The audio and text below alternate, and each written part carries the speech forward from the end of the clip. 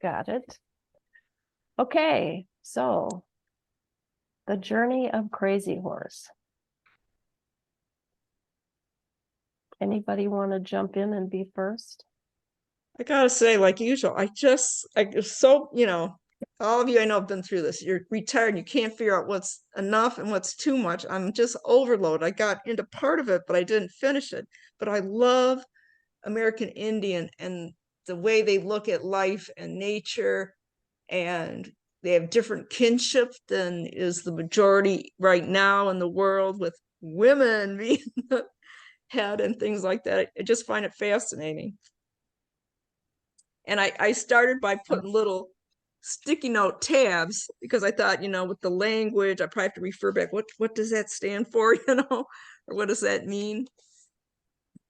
So I'm gonna want to finish it, but I didn't quite get to it all the way to this time by this time. What is it with us retirees? Some of us are just too darned busy to finish the book, even if we love it. Yes. I finished it and I liked it. And Al and I started a little conversation at the meeting, but then he had to be busy and doing stuff. He said, we can't discuss it now. But he, as a history buff, really loved it as well. And I did too. And the thing that was a little bit slow at first was this is a Lakota guy telling it.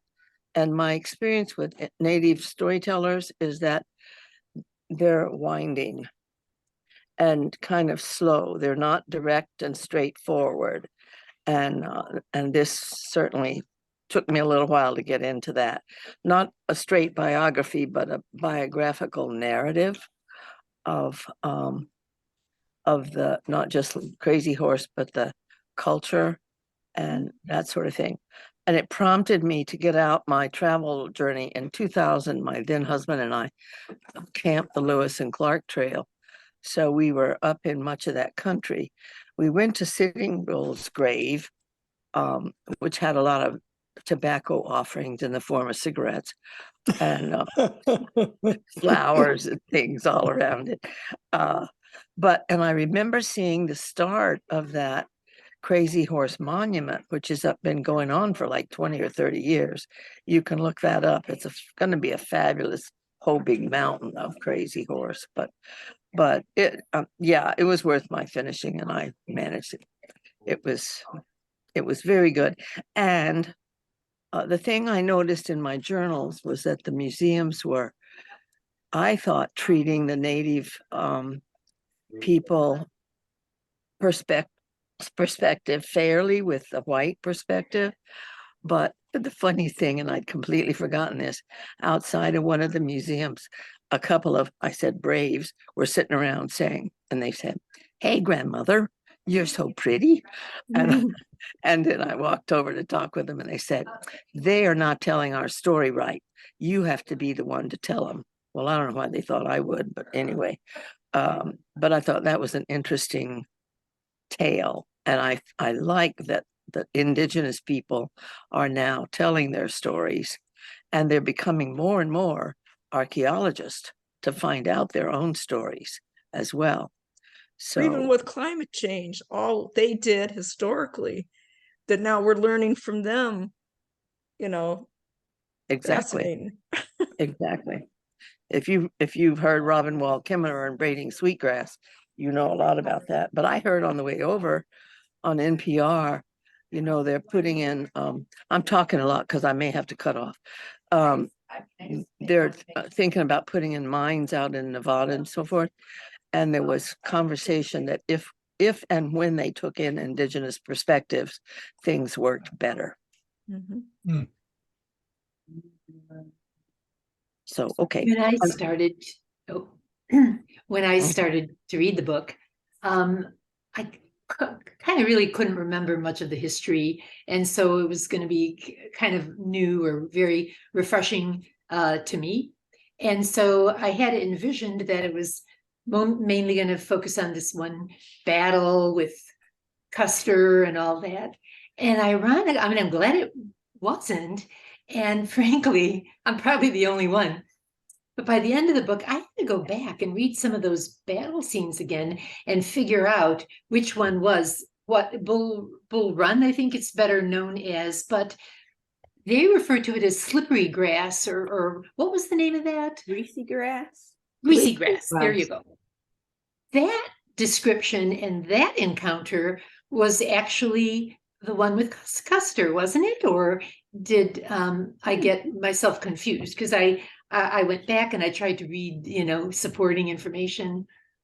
Actually, I'm joining you for a few minutes. I'm waiting for Cindy to get ready to go down to the Tigers game, but I thought, well, shoot, rather than joining you on the phone, I'll sit in till she's ready. But to answer that question, I've been a big fan of Crazy Horse for many years. I've read a number of books on him, and you're right, a lot of them are about the Battle of the Little Bighorn. But I even had to go Bighorn. There you go. I misspoke before. Yeah. But I even had to go back and say, I've got to go read those chapters, because I don't think they ever mentioned Custer in the story of the book whatsoever. They deliberately did that. And it really wasn't just one battle, it was 3 battles, and it was an ongoing one. And they didn't really highlight it in the book. It was a highlight. It was kind of the peak of their success, but they didn't highlight it like most of the other books about Crazy Horse that I've read.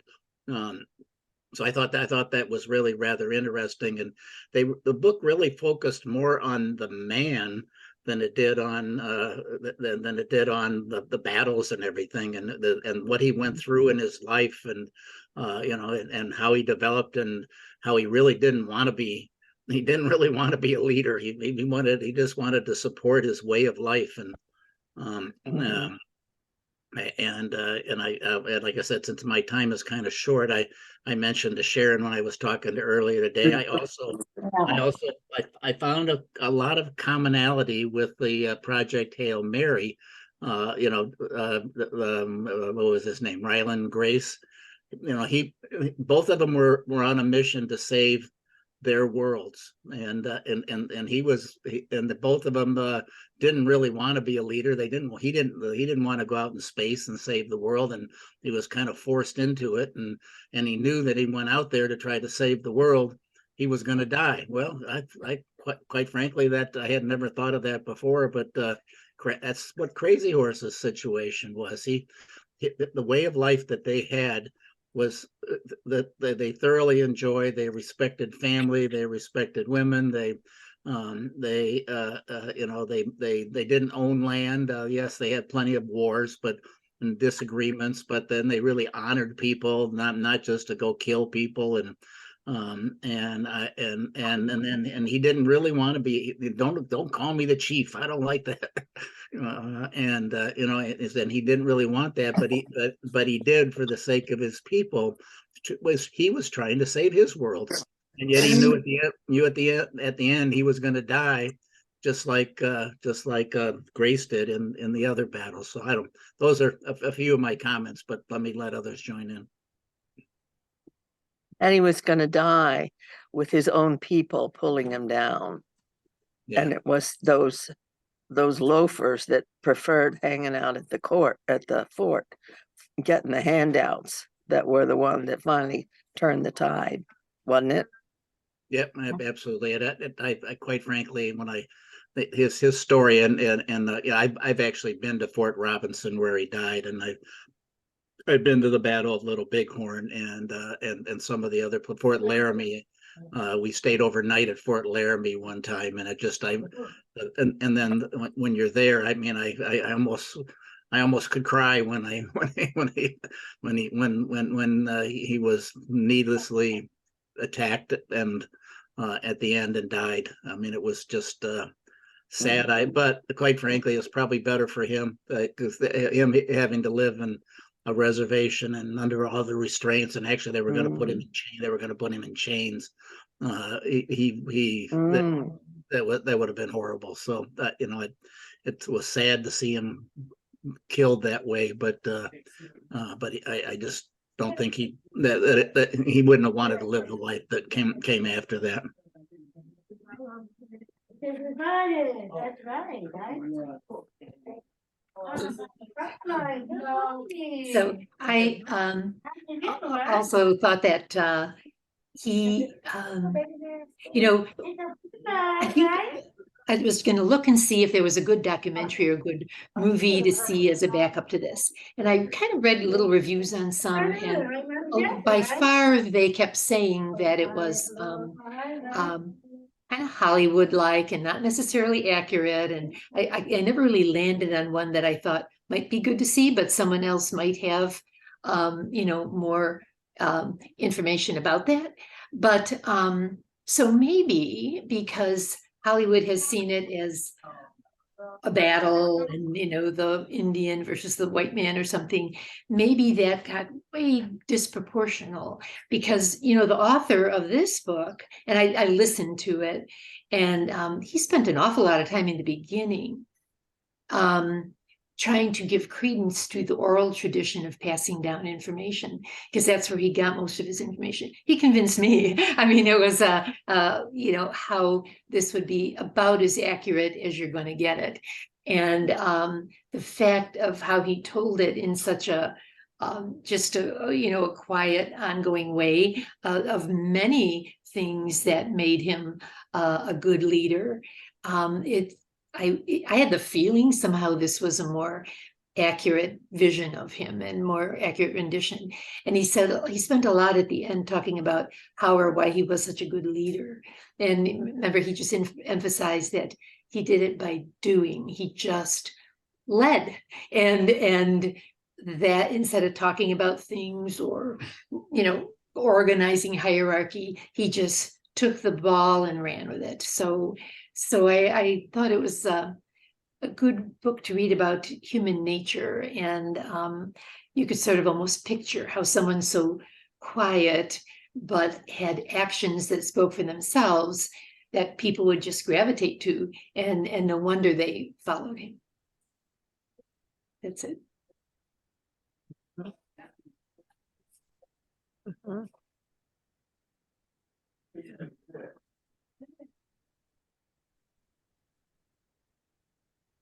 Did the author read it or someone else? Was it a good narrator? It was the author.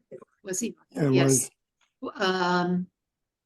Yes. Yeah, it was. And he had a very kind of a quiet way. If they hadn't told you, you would know he, as crazy as it sounds, I'm not sure what it was, not really an accent or something, but a way of talking that sounded as a Native American telling his own story or whatever. Yeah. That's good. Mhm. So that was. And I'd love to go did you to see that the monument. I did read up on that, of course, in what is South Dakota, I think. I don't know that it'll ever be done, and they even say it probably won't because it's so difficult, takes so much money, and they're depending on funds and all. But I guess you can see what's there, and even what's there is quite stunning. I don't think they have any of the horse yet, but the face. So. Oh, okay. Actually, I've been there many times. Oh. I have a great attraction to it. They actually started it in the year I was born. Oh. And my parents took me there when I was 3 years old, and I've probably been there at least a dozen times. And actually, that monument to me is, I mean, I love Mount Rushmore. I think that's fantastic, but it's almost more amazing. It's so large, and the horse is, and is, you can clearly see the outline of the horse. It's now been almost 8-10 years since I've last been there, but it's being done with all donations. They're not taking federal funds for it. It probably could have been done by now if they would have taken federal funds, but it's a family, and Korshak Zilkowski that is the sculptor of that, and he died, and then his wife took over and ran the project for a number of years, and his whole family is involved in it, and it's really neat to see this statue. I mean, the idea is that the red man had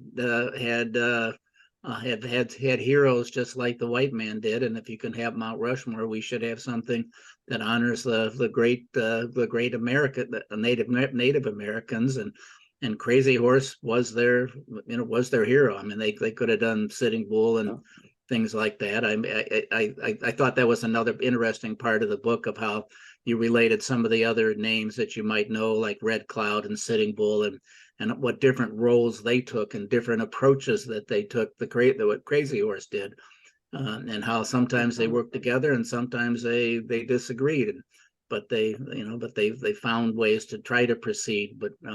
But if you haven't been to South Dakota to see the Crazy Horse Monument, I would tell you to do it. And will it ever be completely done? Probably not in my lifetime, but I hope eventually that it will. It's very. I've actually, once a year they let you hike to the top of it, and that's what we did. That was the trip we did with my son for his 8th grade graduation. We hiked to the top of the Crazy Horse Monument, and Oh, cool. it's really it's very impressive to be out there on the arm that's sticking out, and you can walk out there. Can you elaborate on, you had started to say how the family didn't want to take any federal money, it's all donations, some of the politics behind that? Yeah, the family wanted this to be an Indian project, and I mean they wanted donations for it. They did not want to rely. I mean, that was just their approach. They did not want this to be a federal project. They wanted it to be a Native American project, and they clearly needed money from white people, but they did not want it to be a federal project. And I mean, it was Korshak and his wife that worked on it. You know, he'd climb ladders up there. It'd take him hours to climb the ladders up there, and then blast away and the chisel away, and then climb back down at the end of the day, and then they had quite a few kids, and they are all involved in it in some way or another at this point, at least as far as I know they are. And it was just that was their approach. This is not an American government project. This is a Native American project. This is probably the best way I can answer Elaine's question. Yeah. It's so sad that they don't have enough money yet to complete it. What can be done? They need a good person to solicit funds. There's lots of money out there. Yes, they do. They've got a development office, and they get funds, but it takes a lot of money to do this, you know. Oh my. So everybody pony up, or horse up. They actually, I lost my subscription to, they have a newsletter that gives you updates on what their progress is. If you're interested in that, go to the Crazy Horse website, and they will they'll send you it. It's pretty inexpensive, I think, but it's one way they raise funds, and you can also keep up to date if this book has attracted you to Crazy Horse at all. You might enjoy getting those newsletters. In fact, should be telling myself I should renew my subscription to that. It's a whole thing about history, and how their land was taken, by us. That it was a big component of why there's such an attraction there, because anybody would say that's horrendous, that they lost all their home and much of their culture because of forced indoctrination into how the other people wanted them to be. Yep, it was very sad that they lost their way of life that was so different from ours, and yet that's happened throughout the world, throughout history. I mean, right. That's you wouldn't be here if something. If you look at it from the other side, those pioneers that went across the country because they were being persecuted, a lot of them in the East, and couldn't make a living, and so they went west, and even at the risk that they had, you have to admire the guts that they had to do that also, and yet the end was that they were going to take over this land and subjugate the Native Americans to a way of living that they did not want. So that's it's never fair when one country takes over another country and forces other things on other people. or from even a health perspective, how that's a very compromised population of the United States, you know, with medical disease and not enough poverty and all that on top of this. So Yeah. But when they brought in the smallpox, that Right. killed so many of them during that, they talked about that in the book too. Is that, you know, Yes, they did. they didn't have any resistance to that, and it killed whole Right. tribes of people were killed by smallpox, and you know that how horrible that was. And the coughing disease. That was another one. Tuberculosis, He yeah. lost his daughter to coughing disease. Yeah. Tuberculosis, yeah. Just read an interesting article. I'm still reading it actually in the Smithsonian, that the Choctaw Indians donated money to the poor people in Ireland right. who were starving because the potato crop went. And I of course, read the article points out the fact that they were still exporting wheat and all of their other crops. They were exporting it, but that didn't go to any of the poor people that were starving to death in Ireland. And recently it's come to light, and they've sent emissaries from Ireland over to the Choctaws. And at the time, the Choctaws were being moved from where they had been in Mississippi to Oklahoma. It's a very interesting article, and the same thing was true with the Choctaws. I mean, all the grain, everything's taken away from them, all the bison, all that. Anyway, I thought it was an interesting article. Smithsonian has such good articles. I get it regularly too. It's just fascinating. Right. I didn't finish Crazy Horse, but I see that I am going to need to finish it. But the writing and the way he talked about the way they raised the children, and how as a young boy, Crazy Horse was with his mother, and it was the accepted thing until he was a certain age. And then he moved to be with his, and of course his father was a medicine man, so he was with other warriors and providers. It was very interesting. So, and hearing what you're saying about the rest of it, it sounds like I really need to finish it. But he also wasn't perfect either. He had his time when he was what they called the shirt wearer, that made he was designated as a leader, but he was in love with I forgot with Black Buffalo, Blacksaw or something. Well, he was in love with Black Buffalo woman, and yet she was chosen to marry somebody else, and he maintained his love. So he had a love story even mixed in with this, and then he finally met up with her and was going to, I think, get back together with her, even though she was married to somebody else. And then that guy almost came and killed him, and so that. It's some of that's the kind of, so he had his things. He ended up marrying what sounded like a very wonderful woman, this Blackshaw, but he was willing to risk an affair, if you want, with the woman that he always loved throughout his life, and yet she was taken away because they wanted the political connections that she had with the other tribe, if you will. So. They cover all sides of him, from the time that women raised him, as Pat said, as a child, and then how did he become such a great warrior, and that he always really had that in him to do that, and then and yet he had some downfalls and things that he did, that's why I say it was really the story of him as a man. And yet he ended up becoming such a leader. I thought this is one of the best books on Crazy Horse that I have watched. And no, I don't have a good movie that really describes Crazy Horse. I think this book could make a good movie, quite frankly. Available on YouTube. Pardon me? There's something available on YouTube that you Oh. get from your library. Oh, I should look at that. Yeah.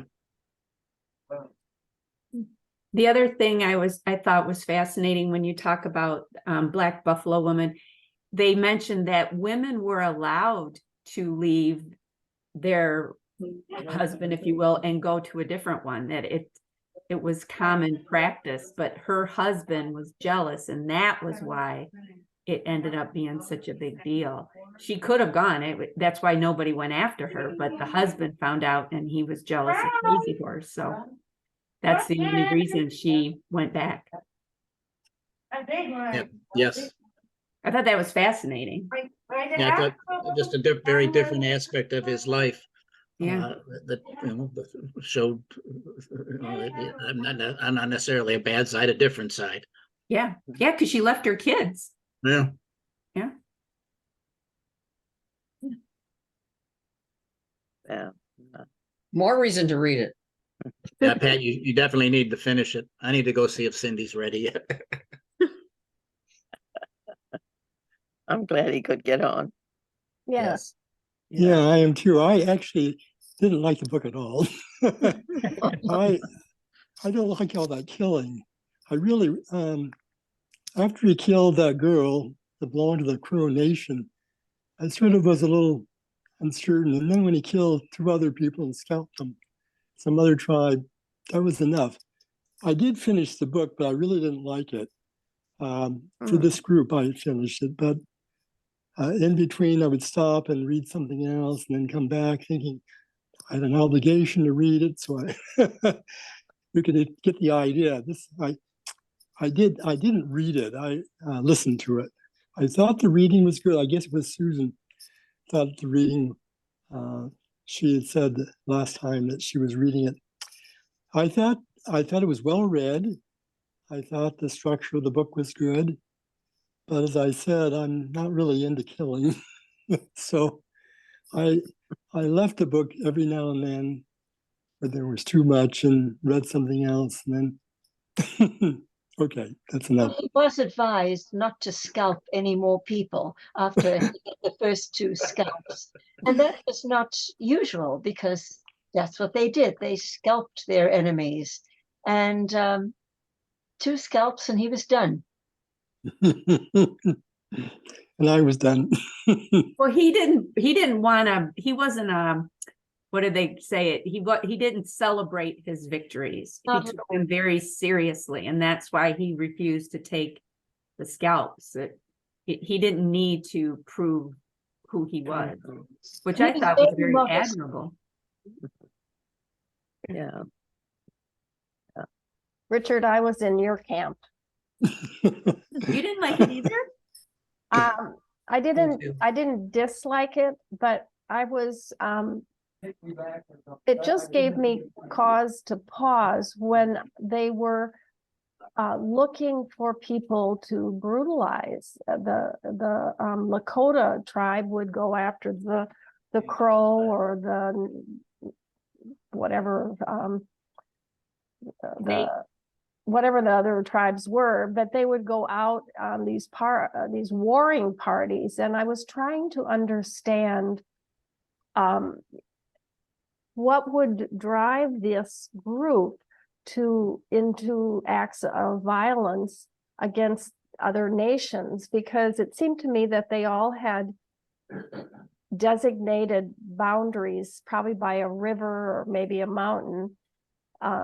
So let the Crow live in their territory, but they were always looking to do some damage to another group. And I thought, I don't know enough about Native American culture to know what the driving force was behind that. But it was interesting to me because they objected to the white man coming through. Now the white man did horrible things, but I thought, well, but you're going out and murdering stealing. I know horse stealing was a big deal. I suspect it wasn't a one-way street. Right, but what I suspect the Crows made similar raids. It sounded to me like it was more, like they said, an honorable opponent was one of the things they kept saying. At least they knew their honorable opponent. And it sounded to me like they didn't attack like the women and children. They went in battle to get like supplies, like horses, and that was the take that I got out of it. It wasn't like a war where they were trying to take over their land and their property and kill everybody. It was more of like to get horses, good horses.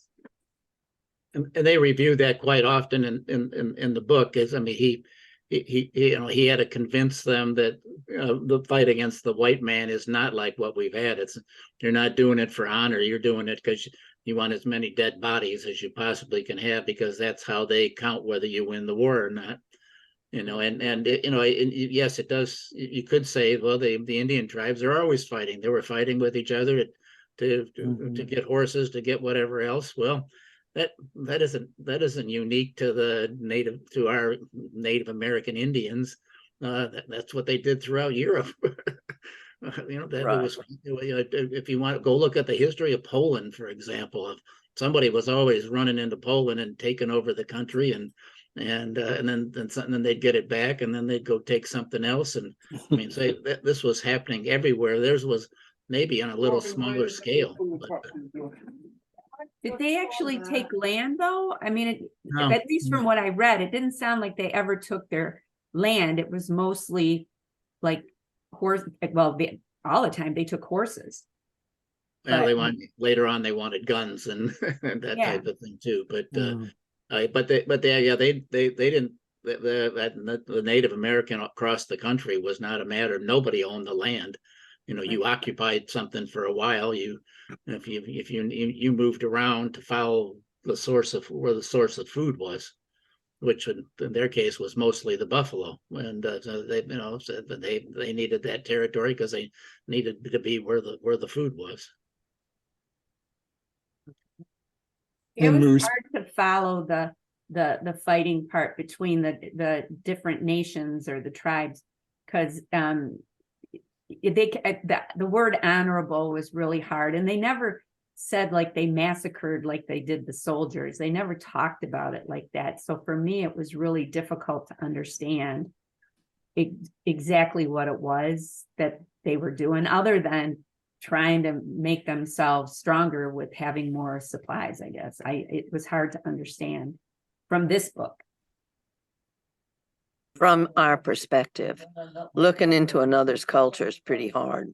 Yeah. That's the value of reading. I'm with Richard and Sharon. I didn't finish the book. I'm really appreciating everyone's perspectives, and I may revisit it, but at the time, I had a lot of other things I wanted to read, and I just wasn't interested in the belligerents. So I stopped reading. Marjorie, do you want to mute yourself unless you're speaking? You know how to do that? Thanks.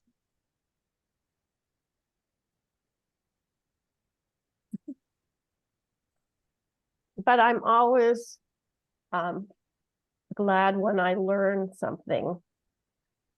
I too was struck by the fact that Custer's name was never mentioned, and they referred to the Little Bighorn River maybe once, but it was Greasy Grass, and that's where I went back to reread about that battle. Was that the battle where he was the decoy, part of the decoy team, or he led the decoy team? Was that? I think that there were, again, there was three, what the Indians called three battles, and he was a decoy in one of them. That wasn't the big battle that we call the Battle of Little Bighorn, though. Okay. And then Little Big Man was referred to a couple of times. And did he betray Crazy Horse?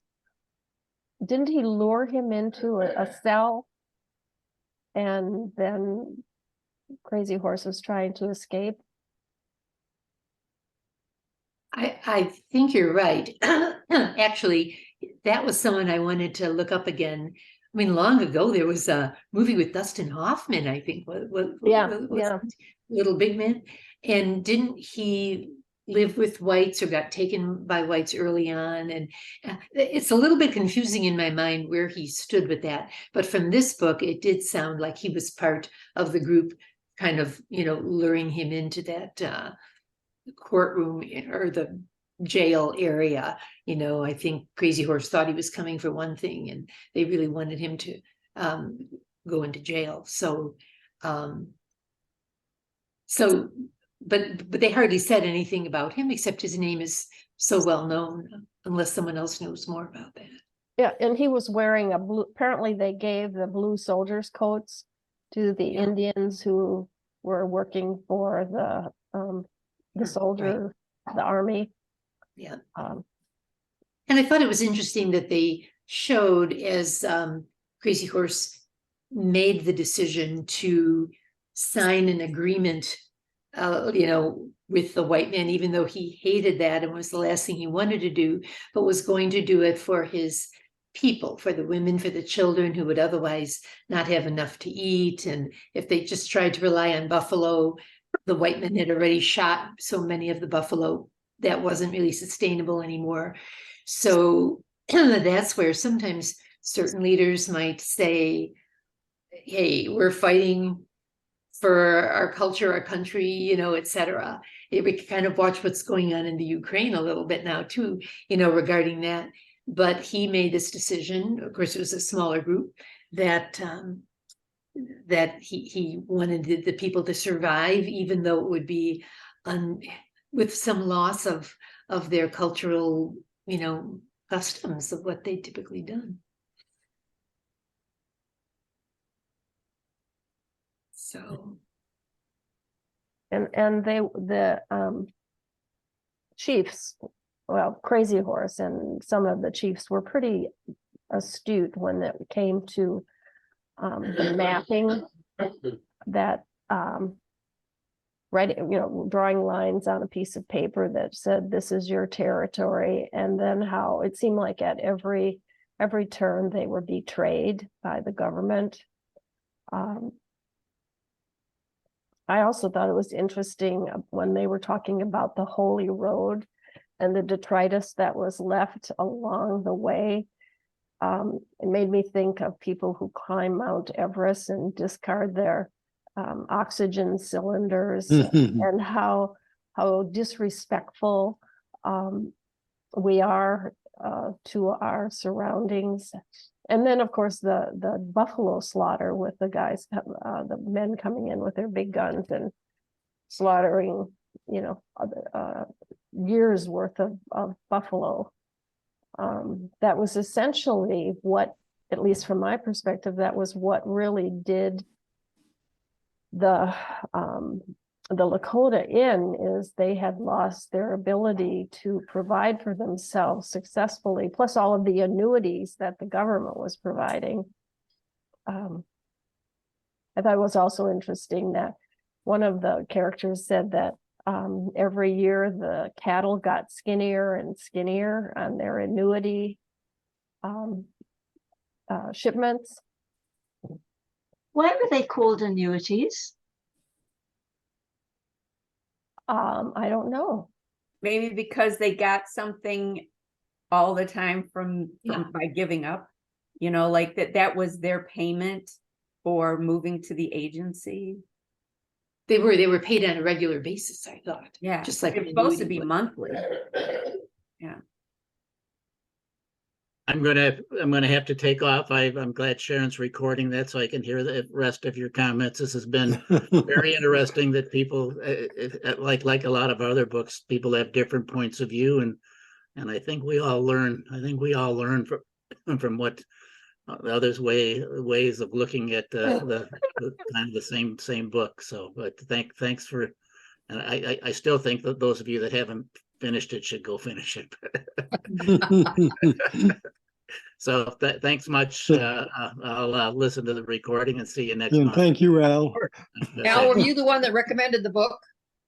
I thought I might have, but I was not. Somebody else did. This is my kind of, this is my genre. These history books about different people and how they've contributed to our country and the world for that matter. And so this is my kind of book. So, so I really enjoyed it. But I've learned a lot from a lot of the other kind of books that we've read too. So again, enjoy the rest of the conversation. Talk to you next month. Bye, Al. Have fun at the Tiger game. Okay, thanks. I have a question. Until his late teens, he was known as Light Hair. And then after he was so brave in battle, he was renamed Crazy Horse.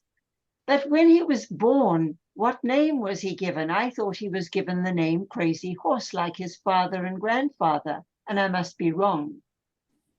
He was named Light Horse, or I'm sorry, Light Hair. He was named Light Hair. It wasn't just a nickname that he developed because he had such light hair. Well, That's what they named him, I thought. and then in some sort of a ceremonial process, the father bequeathed his name to his son, Yes. and then the father took the name of Worm. Yes, that was an interesting choice. I'm not sure how he came up with it. We all look at things differently, don't we? Yes. Might not be my choice. And of course, he could have had the name of some illustrious warrior, but he liked the fact that he had this historical name that had been in the family for generations. And so did his father. He was the last Crazy Horse then, right? Because he never had sons, right? I think so. I think you're right. I can't remember what his daughter's name was. Yeah, I can't remember either. It was an But she interesting died. name. She died. She died young. Right, at 5. Of the coughing sickness. Yeah. Was she who stands, or I can't remember. Well, I'll quickly Google it because I remember thinking it was sort of an interesting name. Whatever. Okay. Yeah.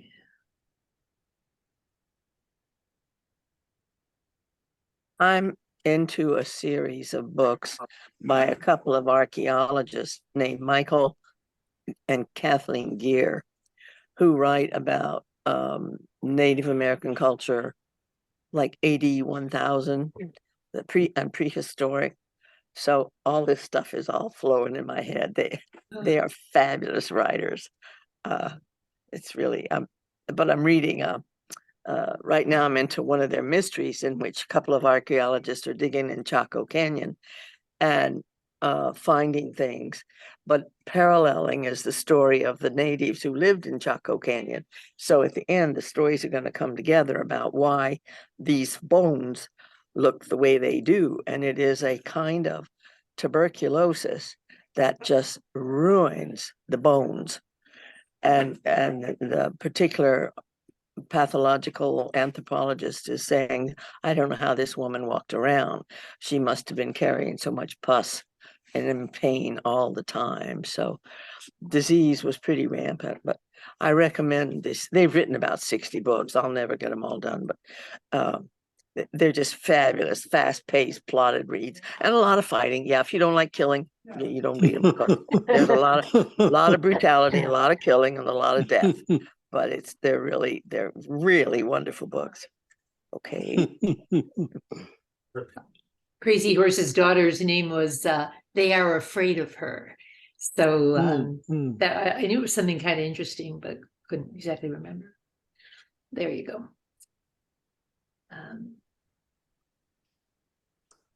This book was considered to be in the category of biography. I had a feeling it might have been more like historical fiction. What do you think? Do you think that this is biography? Well, early on in the book, I felt like Crazy Horse, or the author, was sort of, I felt like he was sort of romanticizing Crazy Horse and or Light Hair as he was growing up. And I thought, so I didn't really connect with Crazy Horse in a way I was hoping to. Back on the back of my book, there's somebody that almost calls it a novel, and I thought, what? And but then I've fallen on the thing biographical narrative, following the Lakota oral. Elaine, was it you or Susan who said, you know, what a big point he made of the oral tradition, and it's a real different way of telling a story. So it's not a biography like we know it with sources and documents and all that stuff, but it was based more on, and he listed his whole family Feelings. lineage in the back of my book, you know, the stories that came down and are passed down about it. So if you're telling hero stories, that's what you're telling. Right, right. And here, I think you and I must have the same book, because it says, drawing on extensive research and a rich oral tradition that is rarely shared outside Native American circles. And he was sort of he was an insider because he himself was Lakota, the author. So the thought was that he got access to more of these stories than you might find in a library somewhere. Didn't he And say it's in the been- introduction that he listened to these stories as he was growing up, a lot of them? Yes. Yes. I think it says it in the introduction. So it's stories that they tell the children, and I guess, and to let them remember the strength of the Lakota before they became, I don't know what you want to call it, institutionalized. I don't know what the right word is. Before they had their lifestyle taken away from them.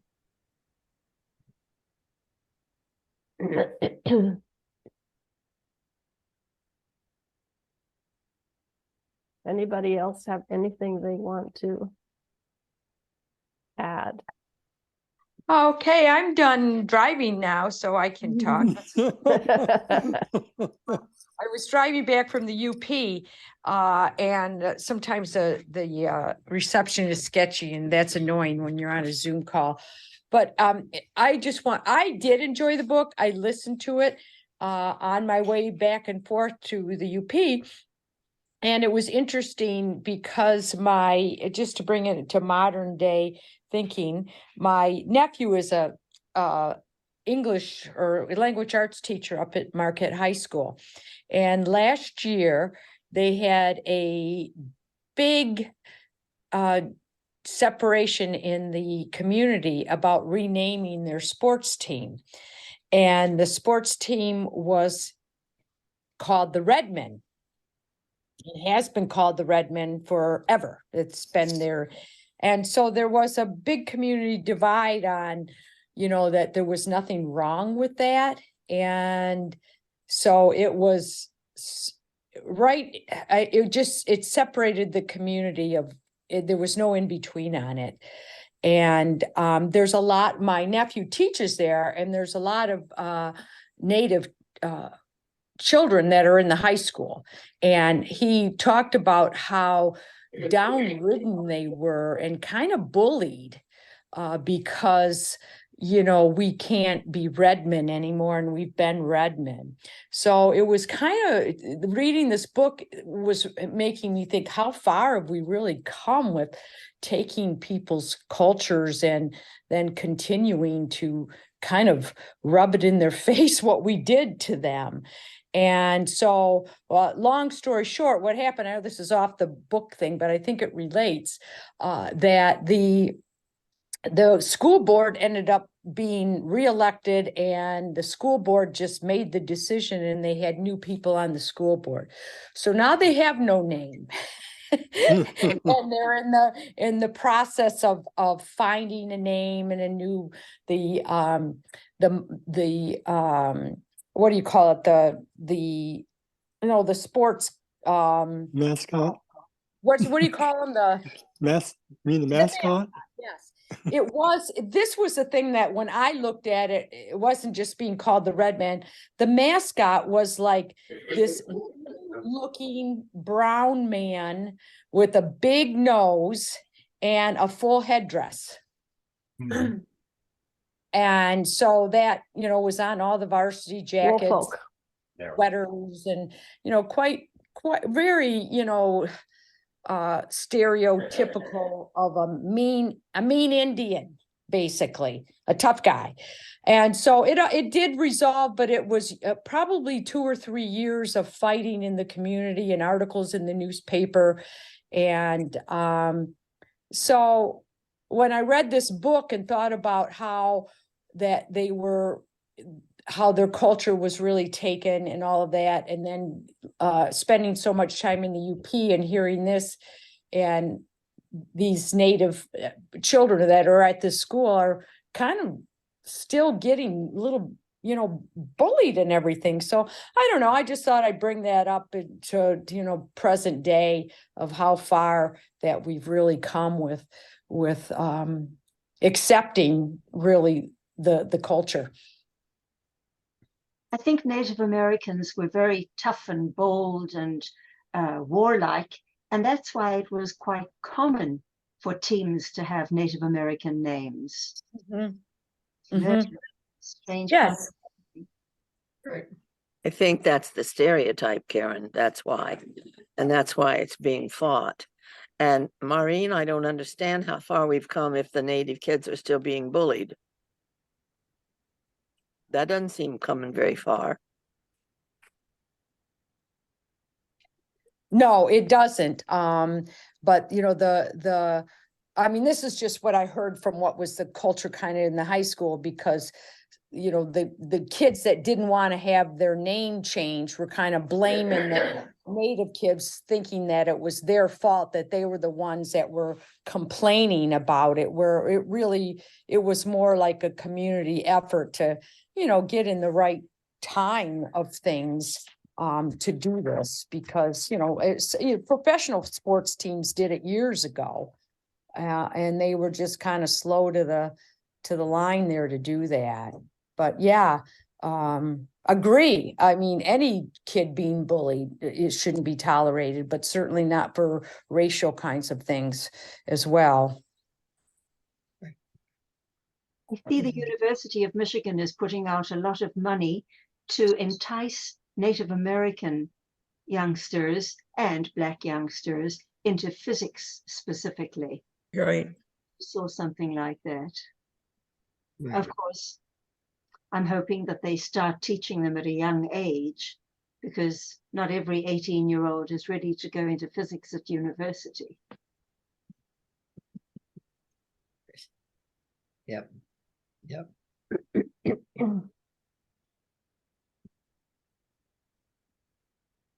Other I comments? think it's time for me to go check in for my appointment. I'm so glad I got this all worked and I could be a part of this. Thank you. Happy reading, you all. Right. Bye. Bye-bye. Okay. Anyone else want to pop in? Those of you who disliked the violence, what did you get out of it that was positive? Well, I think a renewed appreciation for the culture and the spirituality of the Native Americans. They were connected to the earth, and they respected the earth.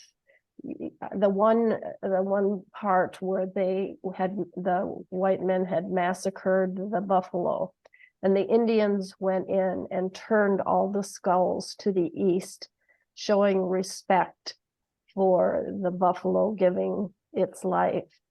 And I think it's always a good reminder to me when I read books like this, that it's such a spiritual group of people, and we have tried to we've just, eradicate that. yeah, just tried to destroy their culture and destroy their beliefs. And so I think the spirituality and the connection, the respect for many things was an important.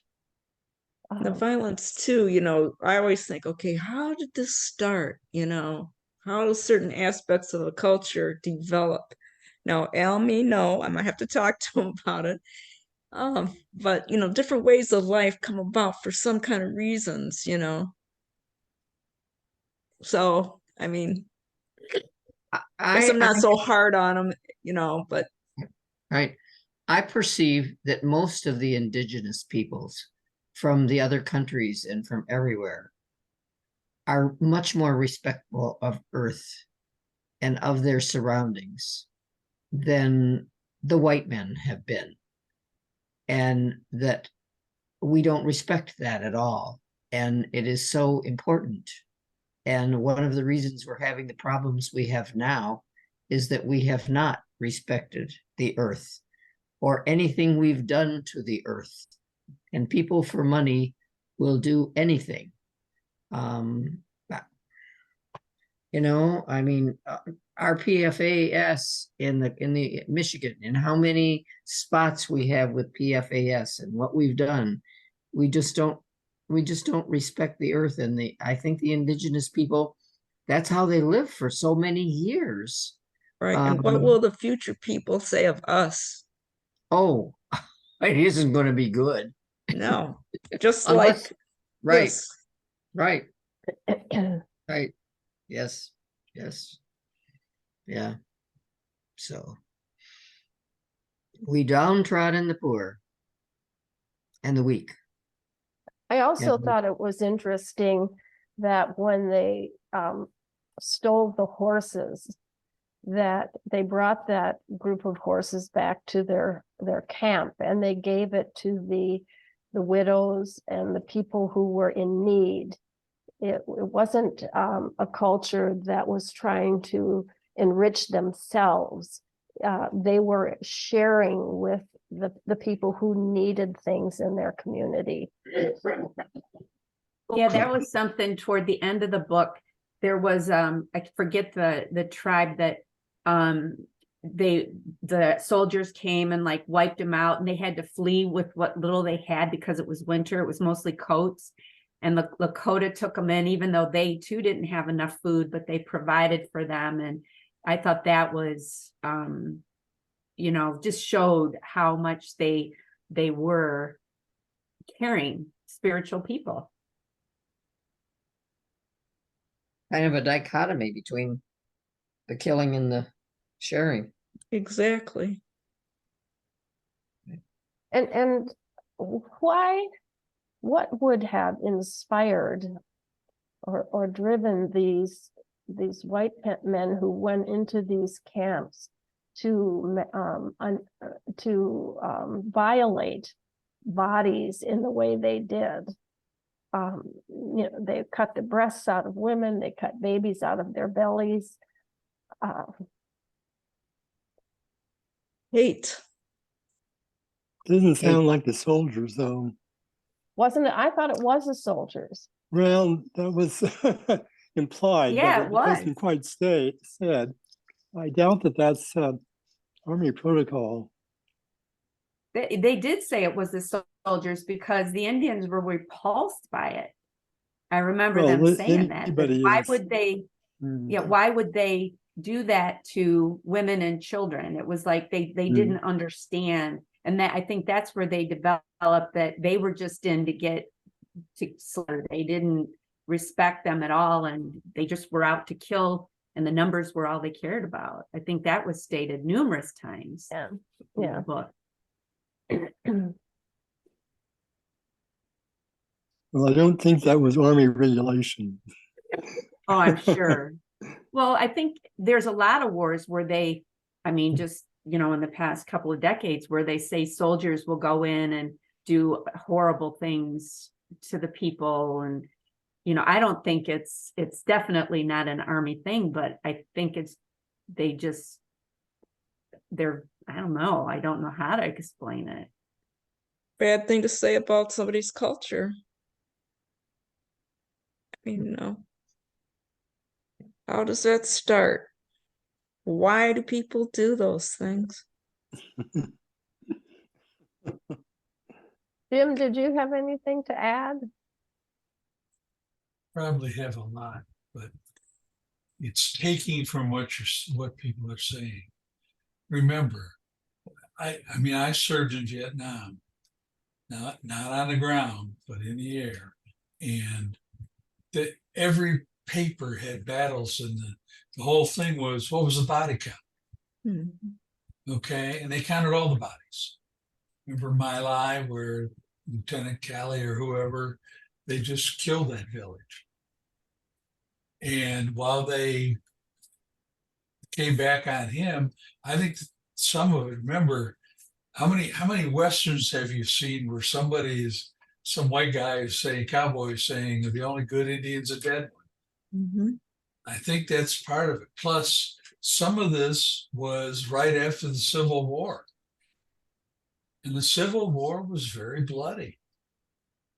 And a lot of people, I don't want to pick on the South, but the South had no use for the slaves who, whether they were free or slaves, didn't matter. They figured they would, if they captured them, if they were fighting for the North, they captured them, they killed them. They didn't put them in a prisoner of war camp. So I think things are there when you're in the service. I mean, you can look at Ukraine now. Some of the things the Russians did in some of those Ukrainian villages are no different than what this book showed for the soldiers do. You get to a point where your job is, if you get indoctrinated, you get to the point that your job is to kill. If that's what you are, if you're an infantryman, that's your job. Yeah, the power of however the social network is and where you're at and the people is overpowering. It'll change you who wouldn't want that to going along with the group. Yeah. And so I think that happens. But one thing I wanted to say is, while they were so in need of horses and what have you, remember, the only reason there were horses here is because the Spanish brought them when they came over and, quote, discovered the place. That's where the horses came from. There were no native horses in the United States until the Spanish brought them. So the Lakota and every other tribe that used horses, they had already changed their culture. Yes. Because they needed to survive. It would be very hard for them to, on foot, go after those buffalo.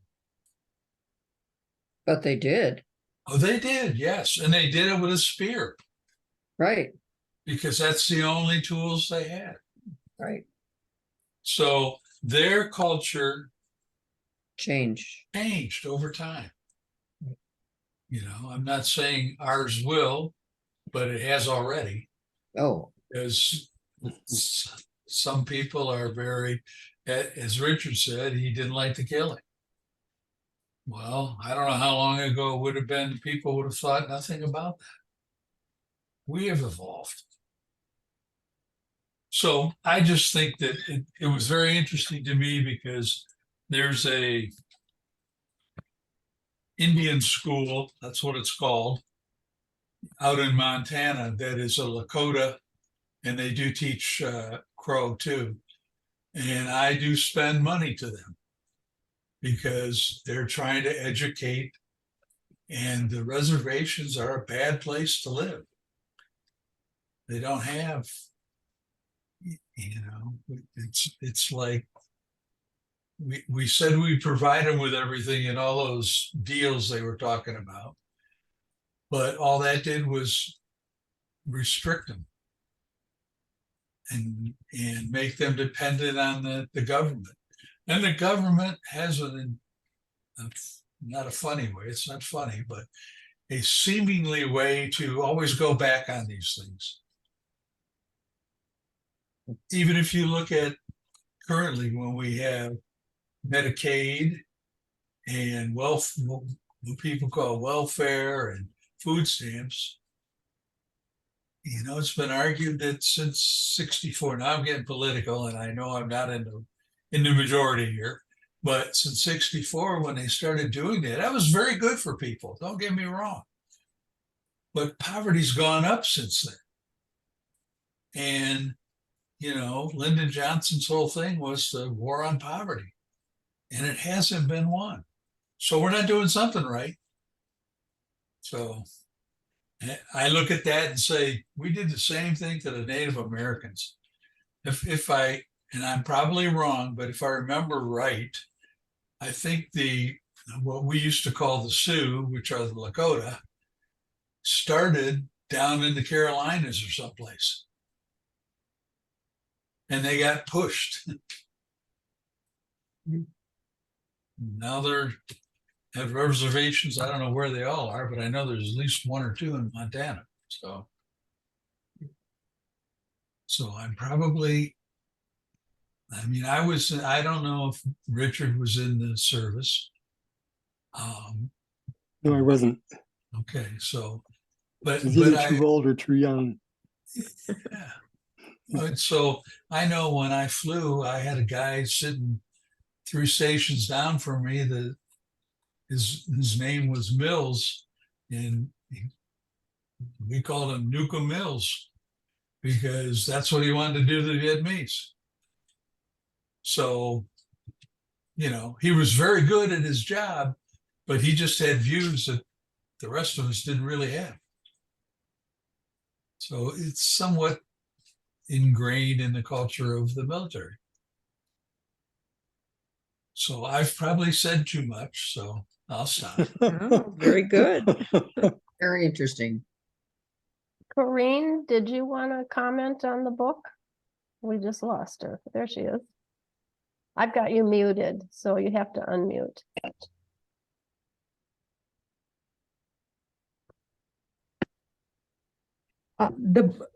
I said that I really did enjoy the book. And I learned a lot about the culture that I didn't really know that much about personally, the Lakota culture. So that part of it, you know, the role of women, the way that the children stayed with their mother and how they taught their values. I found that very interesting. I don't like violence either. So that part of it is always difficult for me in any book or movie.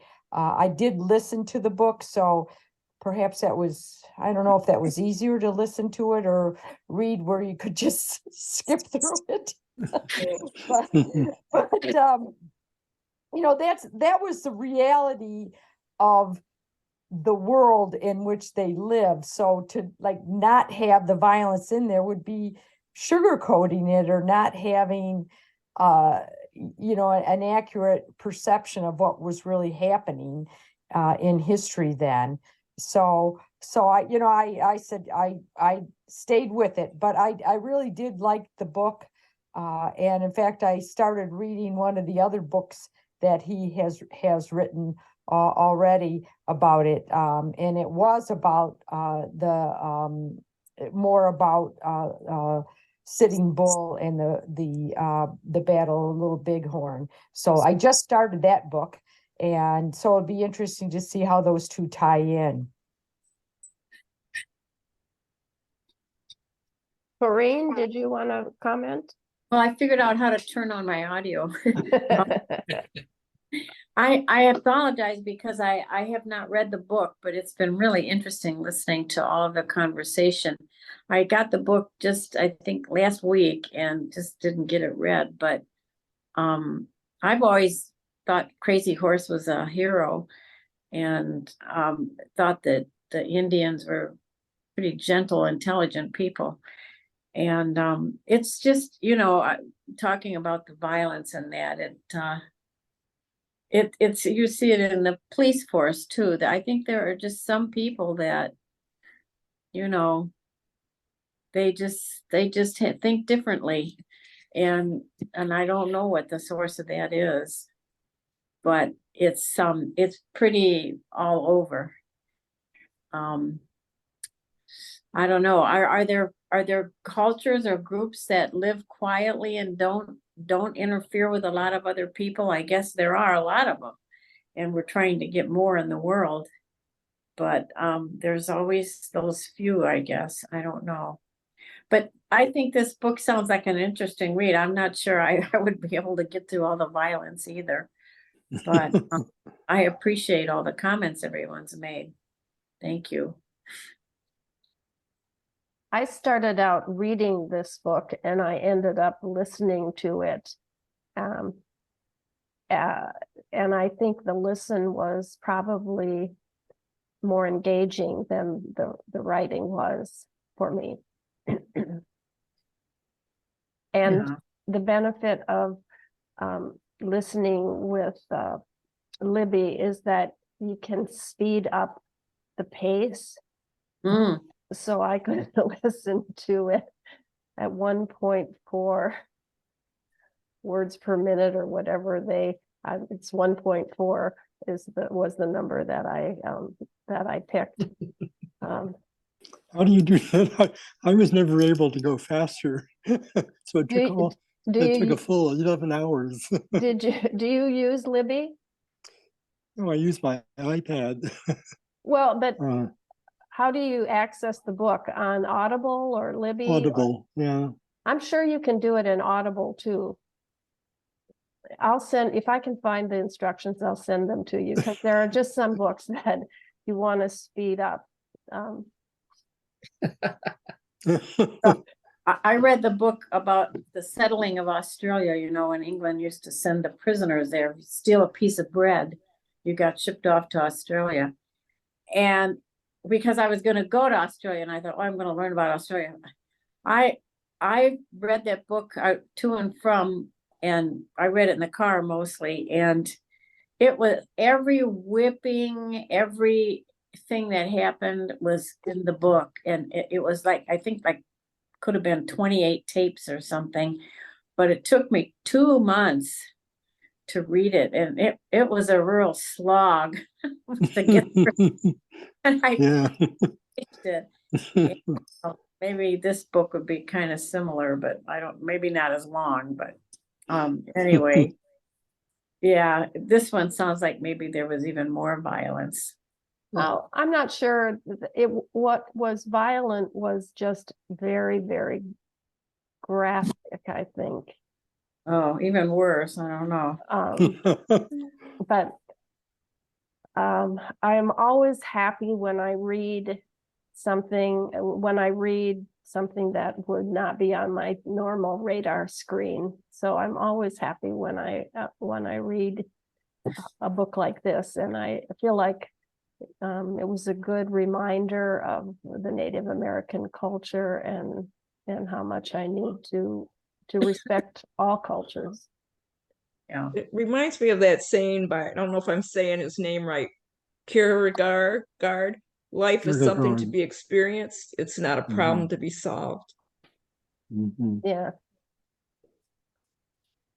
Well, if I'm fading, I was just diagnosed with COVID. I thought that's what and I have to sign off if that's okay. That's Sure. fine. Yeah. Karen, Take care. make sure you get Paxlovid. I started it this morning. If you can stand the taste. The taste didn't bother me, but You know how you could cover any taste if it's a tablet is chocolate sauce, not syrup, sauce. I had to take Flagyl, which is terrible, when I had my appendicitis, and I crushed that, put it in my chocolate. It was wonderful. I look forward to taking my pill twice a day. My friend said chocolate milk. Take it with chocolate milk. That's what she had to do, because the metal taste, is that what you're?